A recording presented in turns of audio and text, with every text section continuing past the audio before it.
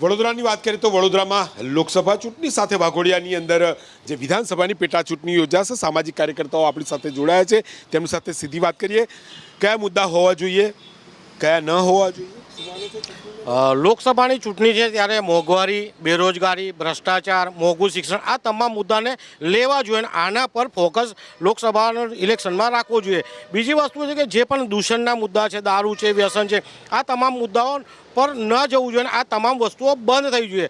હાલમાં કહેવાય છે કે જે રીતના પેટ્રોલના ભાવ ઓછા થયા છે તો ચૂંટણી પહેલાં જ કેમ ઓછા થાય છે, ચૂંટણી પછી પાછા ડબલ થઈ જશે. એટલે એવા મુદ્દા લેવા જોઈએ કે લોકોને સીધા અડતા હોય. વડોદરા શહેરમાં જોવા જઈએ તો વડોદરા શહેરના રોડ રસ્તા, પીવાનું પાણી, ડ્રેનેજોની સમસ્યા છે, આ તમામ મુદ્દાને લેવા જોઈએ જેથી કરીને વડોદરા શહેરનો નાગરિક વેરો ભરે છે, વેરાનું વળતર મળી શકે. પરંતુ ક્યાંક ને ક્યાંક હમણાં ઇલેક્શન આવ્યું છે એટલે લોભ, લાલચ આ બધી તૈયારીઓ કરવામાં આવશે. અત્યારે કહેવત છે કે ગરીબ કી થાલી મેં પુલાવ આયા લગતા હે ચુનાવ આયા જેવું થઈ જાય છે. એટલે ગરીબોને અને મધ્યમ વર્ગને ધ્યાનમાં રાખવા જોઈએ આ લોકસભાના ઇલેક્શનમાં. આપ શું માની રહ્યા છો? લોકસભાની ચૂંટણી છે એટલે રાષ્ટ્રીય મુદ્દાઓ બહુ બધા ફેક્ટર કરે. એની અંદર સૌથી મોટો બેરોજગારીનો મુદ્દો તમે છાપામાં જુઓ તો 25-30 વર્ષના લોકો સૌથી વધારે યુવાનો આત્મહત્યા કરી રહ્યા છે. એટલે ક્યાંક ને ક્યાંક આ સૌથી મોટું દૂષણ છે, બેરોજગારી.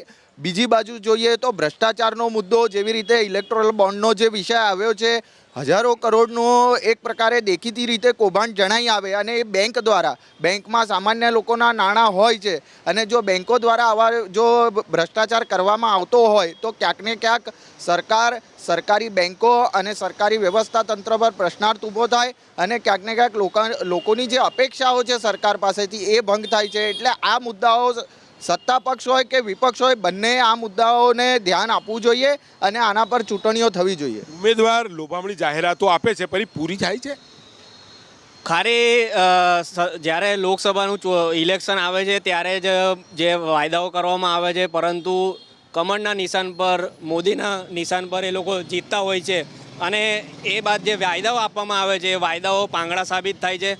આરોગ્યલક્ષી વાત કોઈ કરવામાં આવતી નથી. બીજું સૌથી મોટો મહત્ત્વનો મુદ્દો છે જે પક્ષપલટુઓ જે કરે છે એ પક્ષપલટુઓના કારણે ક્યાંક ને ક્યાંક જે વિચારો છે, વિચારોમાં તફાવત આવે છે અને એના જ કારણે જે તે વિસ્તારના જે સાંસદ છે એ પોતાનું કામ કરી શકતા નથી. મહત્વનો મુદ્દો વાત કરી છે કે પેટા ચૂંટણીઓનું કારણ જ આ છે કે જે પક્ષપલટા છે. આપ શું માની રહ્યા છો? સૌથી પહેલાં તો શિક્ષણ સસ્તું થવું જોઈએ. અરે વિચાર કર્યો કે નેતાઓ ઘણા આવે છે, ટર્મ પણ એમને મળતી રહે છે, પણ શિક્ષણ પણ કોઈ જાતનું એમનું ફોકસ રહેતું નથી. કેમ એવું થાય છે? જ્યારે મુખ્યમંત્રી શ્રી અહીંયા આવીને એમને એવું કહેવું પડે કે અમદાવાદ ને સુરત આટલું વિકાસ કરી રહ્યું છે તો વડોદરા કેમ બાકી રહે છે? એનો મતલબ કે અહીંના જે લોકલ નેતા છે એ લોકો ધ્યાન નથી આપતા વડોદરા પર. લોકો વેરો ભરે છે, જે ટેક્સ આવે છે, એમને રૂપિયા આવે છે, એ ક્યાં વપરાય છે એ તમને ને અમને બધાને ખબર છે. તો કેમ વિકાસ નથી થતો? કેમ શિક્ષણ સસ્તું નથી થતું? યુવા બેરોજગારી સાથે છેલ્લે વોટ લેવા છે લોભામણી જાહેરાતો અને કિસ્સા આવ્યા છે કે નાણાં વહેંચાતા હોય એવા પણ ભૂતકાળમાં આપણે જોઈ ચૂક્યા છે. દારૂની મહેફિલો ગામડાઓમાં કરાવવામાં આવતી હોય, આ પ્રકારના મુદ્દાઓને પણ અટકાવવા જરૂરી છે. આ ખૂબ જ ગંભીર વિષય છે. જ્યારે તમે જુઓ કે વડોદરા પણ એક સંસ્કારી નગરી કહેવાય છે, પણ બહુ દુઃખ સાથે કહું છું કે જ્યારે ઇલેક્શન આવે છે ત્યારે આ દારૂ આ બહુ મોટા પાયે રાજકીય પક્ષો દ્વારા જ આપવામાં આવે છે. ખાલી બતાવવા માટે 2-3 ટ્રકો તમારી પકડાઈ પછીની બીજી બંધ બારણે અંદર હોય એ તમારે ઇલેક્શનના ટાઈમે બધું ખુલે છે. હું તો મીડિયાના માધ્યમથી કહું છું કે તમે બી લાઈવ ઓપરેશનો કરો તો આ દૂષણ પર પરમેનન્ટ એક સ્ટ્રાઇક થાય.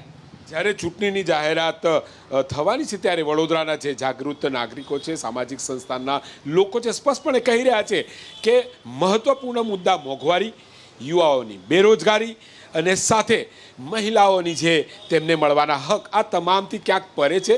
ચૂંટણી આવે છે, જાહેરાતો અનેક થાય છે પરંતુ તે ફૂલફિલ થતી નથી અને છેલ્લી મિનિટોની અંદર જે મત મેળવવા માટે દારૂની લમચેલ હોય કે નાણાંના વહીવટ હોય, આ પણ ક્યાંક ને ક્યાંક રોકાવું જોઈએ તેવું વડોદરાના મતદાતાઓ અને સામાજિક કાર્યકર્તાઓ માની રહ્યા છે. જી.